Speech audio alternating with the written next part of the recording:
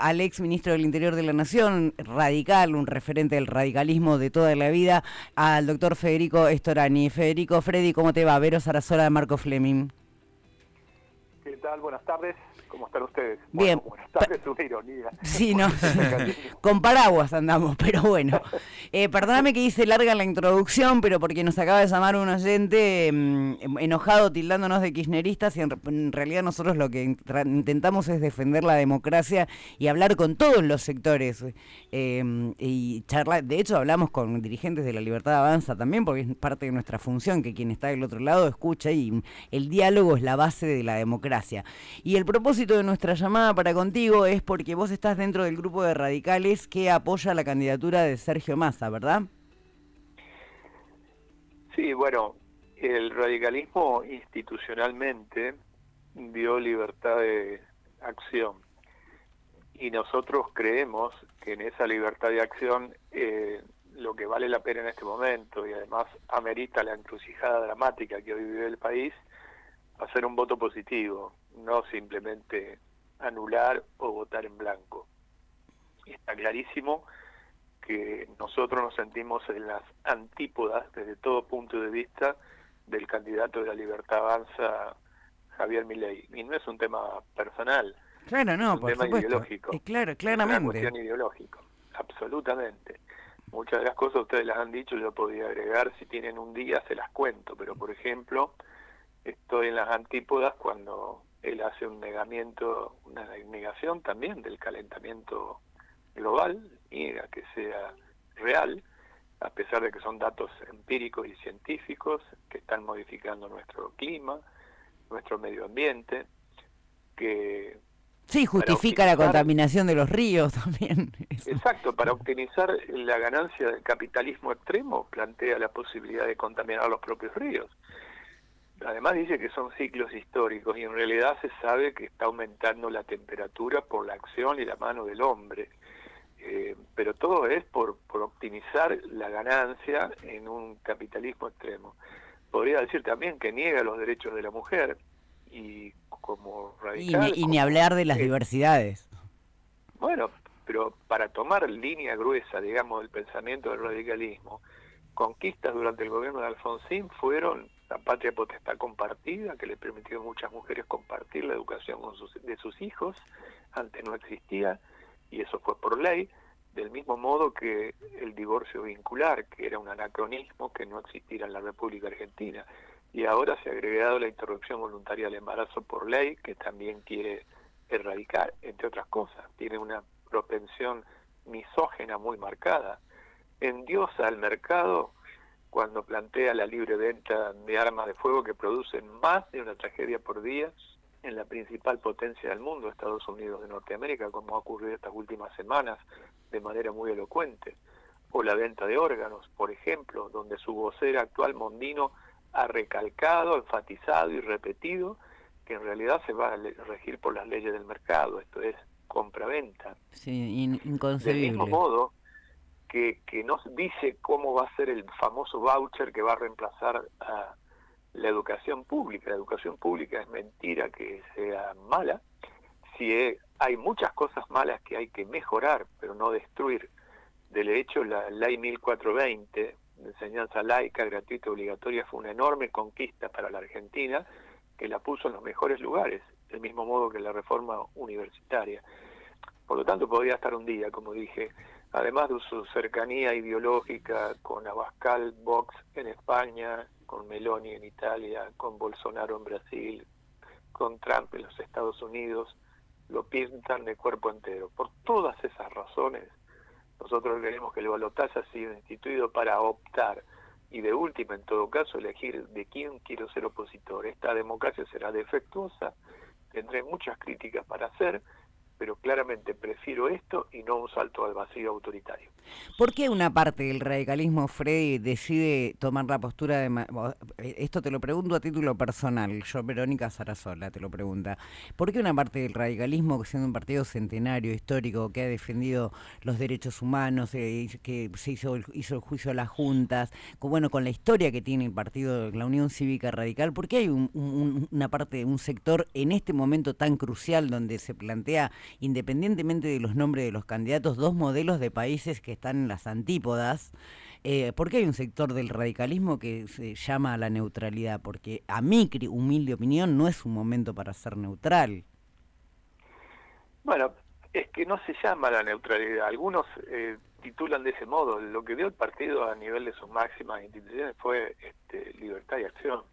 Quienes quieren ser neutrales porque deciden ser neutrales, pero no es libertad y acción, no significa obligatoriamente no optar por una de las ofertas electorales que aquí están expuestas y yo me he expresado. Pero además, el que es radical jamás podría no hacerlo como lo estamos haciendo nosotros en nuestra interpretación, porque el candidato de la Libertad Avanza es visceralmente antirradical. Dice que Hipólito Yrigoyen fue el primer populista y que con él se inició la decadencia. En realidad Yrigoyen encabezó luchas populares, revoluciones, derramó mucha sangre para conquistar la ley Sáenz Peña en 1912 y el sufragio universal en 1916. Es exactamente lo opuesto. Y cuando cuestionan a Alfonsín, lo cuestionan por los méritos de Alfonsín, justamente por lo que dijiste, por haber llevado adelante con los jueces de la Constitución, los jueces naturales, los juicios ejemplares de 1985 que condenaron por terrorismo de Estado. Y eso ya está, no puede ser negado. Y quienes lo niegan, en todo caso, están negando una de las mayores conquistas universales de la democracia argentina.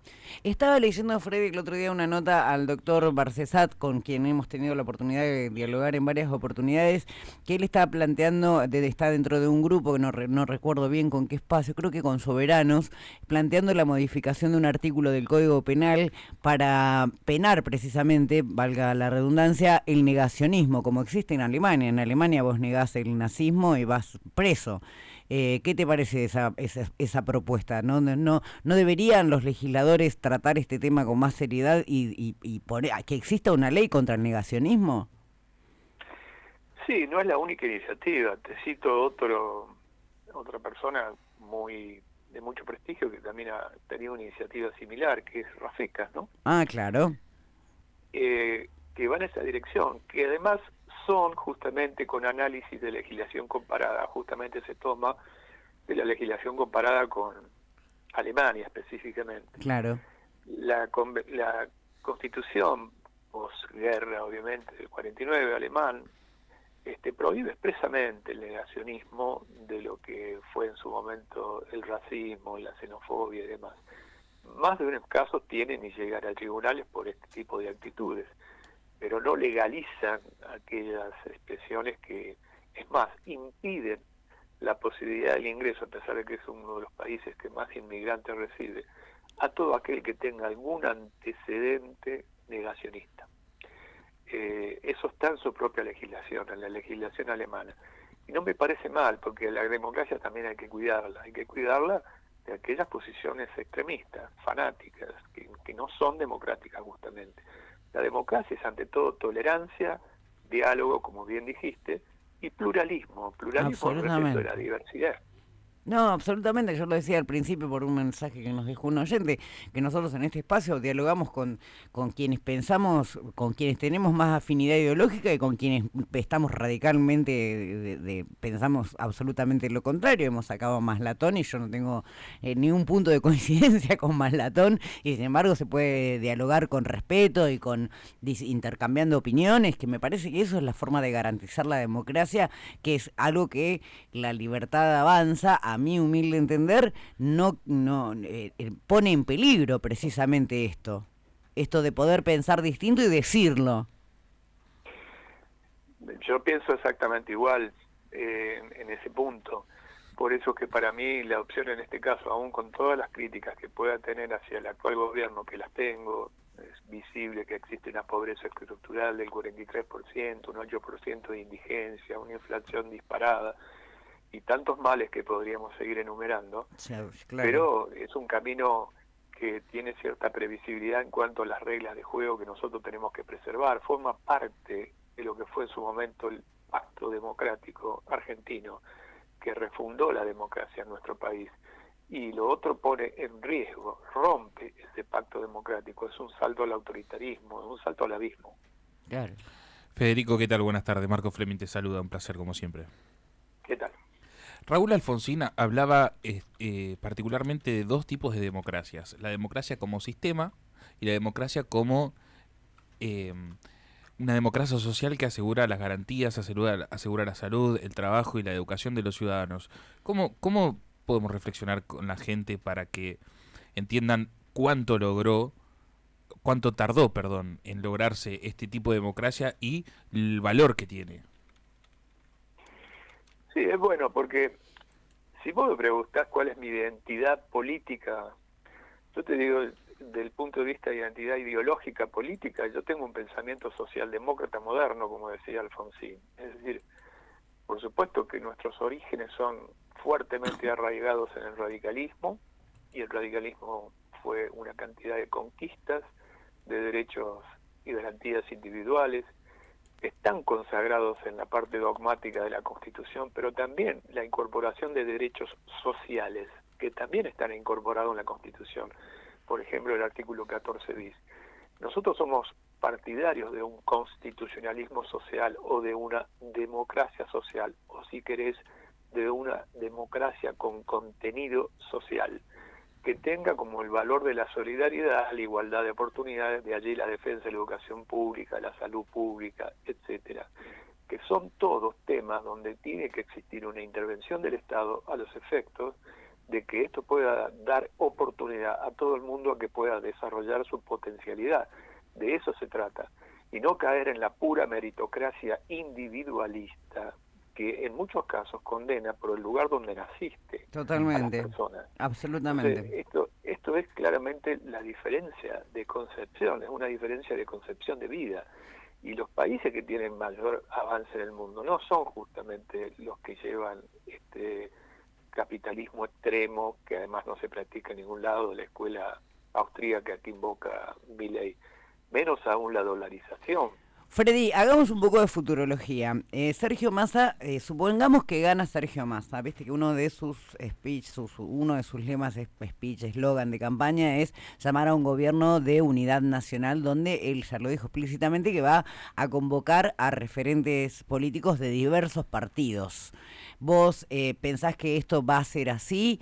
Por ejemplo, ayer estuvimos hablando al aire con Claudio Lozano, exdirector del Banco Nación, que bueno, tuvo sus diferencias con Alberto Fernández y con Massa precisamente, por eso se terminó yendo de Nación y asume Batakis. Ustedes desde tu espacio, desde el espacio que vos integrás, ¿estarían dispuestos a acercarse a esta propuesta de Massa de un gobierno de unidad nacional? Mira, por ahora eso es prematuro. ¿Por qué? Porque hasta ahora la invocación es puramente genérica. Desde mi punto de vista, también la unidad nacional debe tener contenidos. Claro, Lozano nos dijo eso, juntarnos para qué, a quiénes, claro, y para hacer qué. Bueno, coincido con Claudio en este punto. Los contenidos son importantes y también los instrumentos. Mira, te voy a decir un par de ejemplos. Yo hace mucho tiempo, nuestro grupo, propuso la posibilidad de crear por ley un Consejo Económico Social para que tuviera el máximo nivel de legitimidad, de pluralismo, y porque existen antecedentes de un instrumento así, de tanto de peronistas, radicales, socialistas, etcétera.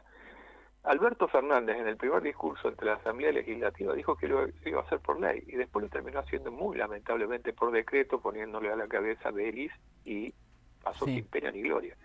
Bueno, eso hay que reformularlo, relanzarlo, porque allí podés sentar a los trabajadores, a los empresarios, a los diferentes credos religiosos, a las universidades nacionales, a los movimientos sociales, encontrar denominadores comunes que se conviertan en políticas de Estado y poder de esa manera salir de la crisis que es tan profunda y prolongada en el tiempo. Pero bueno, si estos contenidos, si estos instrumentos están, es una cuestión para ver, pero hasta ahora no están, es una invocación genérica. La última que te hago, Freddy, no te sacamos más tiempo. ¿Qué opinión te merecen los dichos de la candidata a vicepresidenta Victoria Villarruel?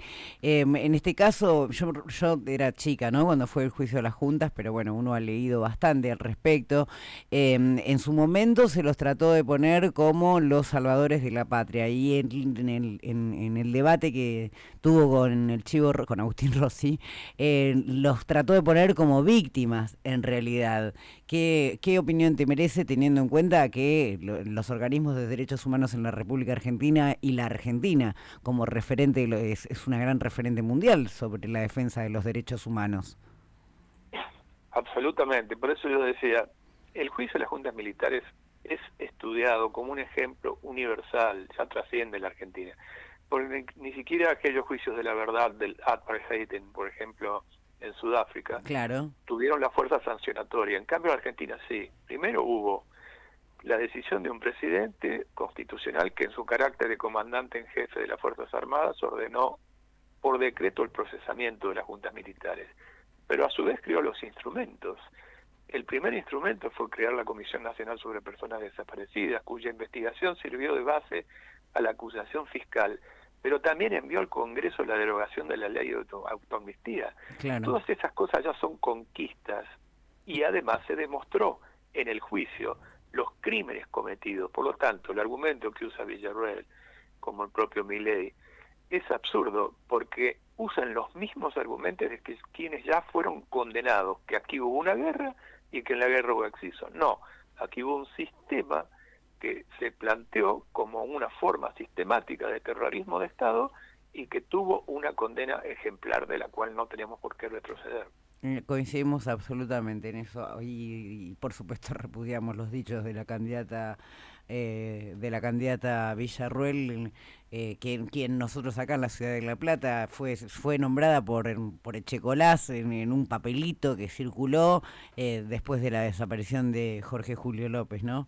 Yo la verdad, Freddy, que me cuesta mucho hablar de esto y estamos todos muy preocupados porque a 40 años de democracia estar teniendo que volver a rediscutir estos temas que se supone que hemos logrado consensuar y consolidar una democracia, este partido político nos hace como María La Paz, ¿no? Ir uno para adelante y 3 pasos para atrás. Sí, es un momento de riesgo y por eso es que hay que tener plena conciencia y compromiso. De allí nuestro pronunciamiento público sin ningún tipo de especulación. Federico, ha sido muy amable de atendernos en este día de viernes lindo, lluvioso en la ciudad de La Plata. Que tengas un lindo fin de semana y vas a ver el debate, me imagino. Seguramente que sí. De todas maneras, en nuestro pronunciamiento ya no creo que cambie por el debate. Bueno, les mando un abrazo y muchas gracias y a disposición para cualquier otro momento. Gracias, Federico, que tengas un lindo fin de semana. Estábamos en comunicación telefónica con Federico